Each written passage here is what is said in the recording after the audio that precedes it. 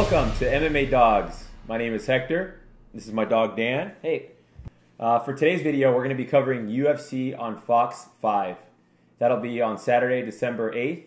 We want to thank you guys for liking our Facebook page and also subscribing to our YouTube channel. We would like to get more subscribers, which of course is encouraging for us, so please subscribe. And for our Facebook, if you wouldn't mind going on our Facebook page and liking, thank you in advance. All right, so let's move on to the main event. 5 rounds in the lightweight division. Championship fight. Ben Henderson versus Nate Diaz. So let's take a look at Ben Henderson here. His last 2 fights, he fought Frankie Edgar. Both times for the belt, and both times he won a 5-round decision. Diaz's last 2 fights, he fought most recently Jim Miller. He submitted Jim Miller. And hey, they're still looking for Jim Miller's tongue somewhere. Man, that submission was nasty. Yeah, very nasty. Oh my God. And he destroyed Donald Cerrone on the feet. This fight is going to be, I can't wait for this fight. I am excited about this fight. I mean, I'm really looking forward to it. Diaz is just a dangerous fighter. Even if he does end up getting taken down by Ben Henderson, man, he's got submissions. Even if Henderson is a better wrestler, more powerful, Diaz might be able to keep him away with a jab. So I'm excited about this fight. If we take a look at Diaz's record, he's got 7 losses. Okay, 7 losses on Diaz's record. 6 of those losses were by decision, mostly to wrestlers that are not as good as Benson Henderson. Okay? That right there says a lot. That right there should mean a lot when you're trying to predict this fight. Now, Ben Henderson, he lost 5 years ago via submission. His last submission loss was 5 years ago. Since then, he has fought 16 times and not been subbed. 16 fights, not been subbed. And he has also won 12 jiu-jitsu awards. So, what does that tell us there? That tells me that Ben Henderson recognizes that he's an excellent wrestler, but that he needs to work on his submission game. That's what that tells me. Ben Henderson, 2-time NAIA All-American. Very smart fighter. And he's just, man, this guy is a very excellent, just an excellent fighter. Now, what do I see happening in this fight? I see Diaz trying to keep him away with a jab, but that's not going to be enough. I see once a fight gets to the ground because Henderson landed a takedown, I see Diaz throwing up submissions, but I don't see that submission landing. And what I do see is Ben Henderson taking him down, ground and pounding him, being all over the place, kind of like he did in the Clay Guida fight, where that fight was just going all over the place, except I don't see Diaz being as explosive, as mobile as Clay Guida was. So Ben Henderson might be able to get the finish here, but the way I see it going is a decision. Ben Henderson winning via decision. Now, because of Nate Diaz's abilities to submit, to knock out, to strike, I can't go higher than 3 stars. So it's going to be a conservative Ben Henderson victory via decision. 3-star betting advice. What do you got, dog? This is a big old fat do not bet. Big old fat do not bet. Ben Henderson, I'm just going to go back further than 2 fights. I'm just going to go back. His last 6 fights are all decisions. Like, no finish or anything.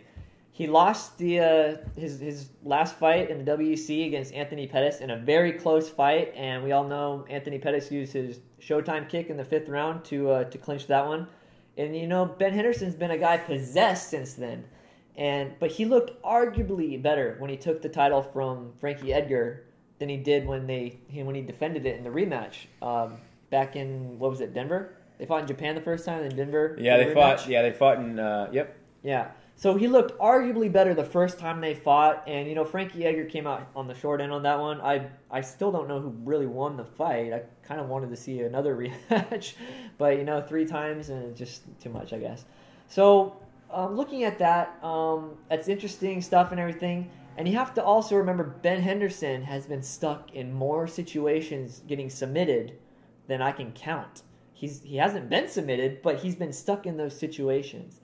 And then you've got Nate Diaz, a guy that's pretty much won all of his fights recently. If you don't count his 2 losses at welterweight, he beat 2 guys at welterweight before he lost 2 at welterweight. But after making the cut back to 155, he's just been unstoppable. I mean, he destroyed Donald Cerrone. He pummeled right through Jim Liller, and he just looked excellent. He's finished 9 of his 11 victories at lightweight, and only suffered 3 losses in the division by a decision. And 2 of those decisions were split. Okay, and those were, I believe, Clay Guida and Gray Maynard, 2 really top guys. And I just feel like, I really feel like if Ben Henderson gets stuck in one of these submissions, again, that he usually gets stuck in, I really feel like a guy like Nate Diaz, who usually just locks it up, like you get stuck in Nate Diaz submission, who gets out of those? Who? I mean, Ben Henderson absolutely could, but do I want to take a guy like that and put faith in him? Do not bet at all. Do not bet. I see this being an upset and Henderson getting submitted, and I also see, the same thing that happened with Nate Diaz against Rory MacDonald, Dong Young Kim, just lay and pray for 5 rounds instead of 3 this time. But we haven't seen that happen for Nate Diaz at 155 yet. So is Ben Henderson really got the caliber of those 2 other fighters? Probably not, but I wouldn't exactly count him out. So what's your prediction there, dog? What do you got? With that being said, if I have to make a prediction, I see Nate Diaz winning this fight by submission, and you can't ignore the fact that he's got excellent stand-up. So if it doesn't go to the ground, he could easily win a decision too.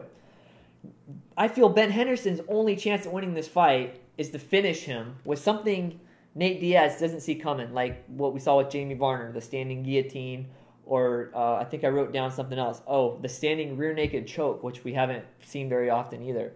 But just for fun as a tool, I simulated this fight also on the game. 12 matches, and Ben Henderson did come out victorious on 8 of them. Yep. So some closing thoughts on this fight here, so we can have some good discussion here for you guys and analyze it a little bit further. One of the big concerns that I have with Diaz, as I was looking this over and playing out different situations in my head and how this fight could go, is that anytime Diaz fights a good wrestler or an excellent wrestler, he loses. And one of the fights that I really did not like for Diaz, on his side, is the fight with Dong Young Kim. Dong Young. That was one of our first UFC fights. That was, I believe that was on the card where Gray Maynard fought Frankie Edgar. And the draw. Yeah. The draw, that was excellent. Yeah, so Dong Young Kim cannot be submitted by Diaz in 3 rounds. And then Dong Young Kim said, "I want GSP." And to me, I mean, come on, man. Really? Come on. Like I'm not blaming you. I'm not blaming it's you. It's a do not bet. I've got no pick on this. Really. I know that, but you're still picking, and you're still here, and you're still an MMA dog. So what I'm saying is, I see a trend here of wrestlers going in there against Diaz and beating Diaz. I see a trend here where I just can't simply ignore it. And the other wrestler he lost to at the 170 was Rory MacDonald. Now, man, I don't know if you guys got a chance to watch that fight, but Rory MacDonald picked up Diaz, flung him around. I mean, you should see some of these, look it up, or you should see some of these videos or some of these moves and things that Rory MacDonald throwing him all over the place, and it was just almost, you almost felt bad for Diaz. I thought to myself, man, what is this guy doing at 170? So I will give him that. He recognized, hey, these guys at 170 are too big, too strong for me.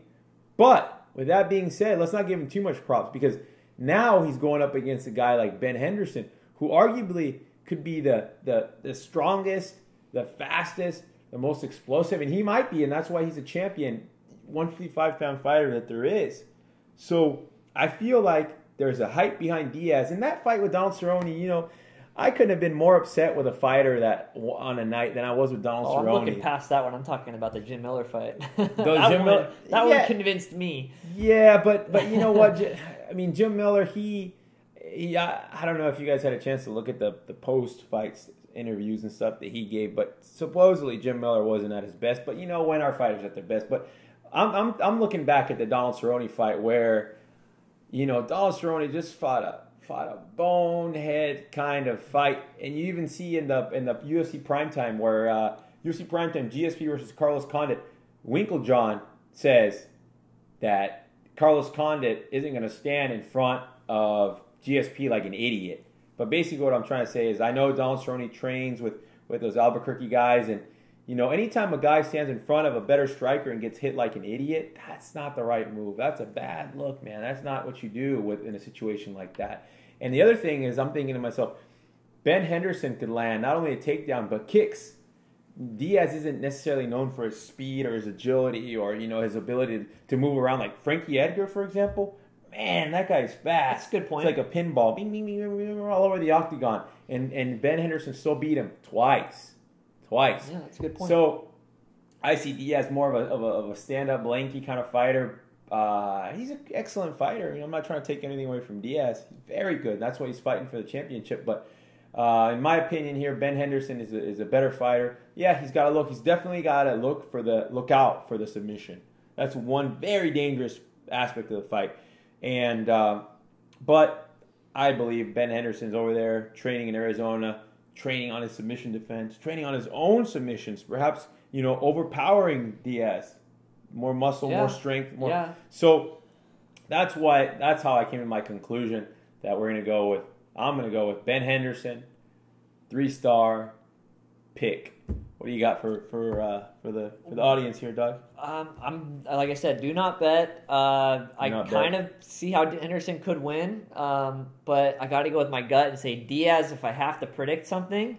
Both these guys have one loss by submission. It was 5-6 years ago, much earlier in their career, but both these guys have tapped before, and I absolutely hope we see a stoppage by submission from either guy. Yeah, 5 rounds, a lot of time. The next time. Yeah, that's basically it. Yeah, I mean, it's safe to say this card is stacked. I'm really looking forward to a free fight that's not on pay-per-view. Yeah, it's a stacked really card. Exciting. I can't wait to watch the Shogun versus Gustafsson fight. Can't wait to see BJ Penn fight. I can't wait to see this one. Mike Swick, Matt Brown. Mike Swick, yep, Mike Brown. That's going to be a good fight too. So, we're excited to watch this fight. And as always, we want to thank you guys for watching the video. For the audience who's watching and watches the whole thing, thank you guys for doing that. We appreciate it. And we encourage you guys to leave a comment. Leave a comment at the bottom. We'll respond to it as soon as we can. And I just want to thank all our, we both feel grateful and happy that we have people watching our videos and leaving comments. So we encourage you guys to do that. If you guys have any questions, if you guys say, hey, I wonder what you guys think about this or that, we'd be more than glad to answer those questions for you. So once again, thank you for watching our videos. And take a look at our Facebook, like it, and subscribe to our YouTube channel. That way you get the automatic updates and you get notified every time we add a video. We're also going to be doing a podcast. And then also we're going to be using Skype to share some more information with you guys and kind of keep it fun and just kind of have a kind of like how we do at the very end where we do the interaction and we just kind of talk back and forth. We're going to do more of that so that way you guys get a feel for what we've got to say about MMA and our opinion and things. All right, Doc. So you got anything to say for the people watching here, the people who sit through the whole thing and watch the whole thing for us? Yeah, thank you so much. We love doing this, and we're going to be more motivated to do it the more views and subscribers we get, so keep it coming. This is true. Thank you, guys.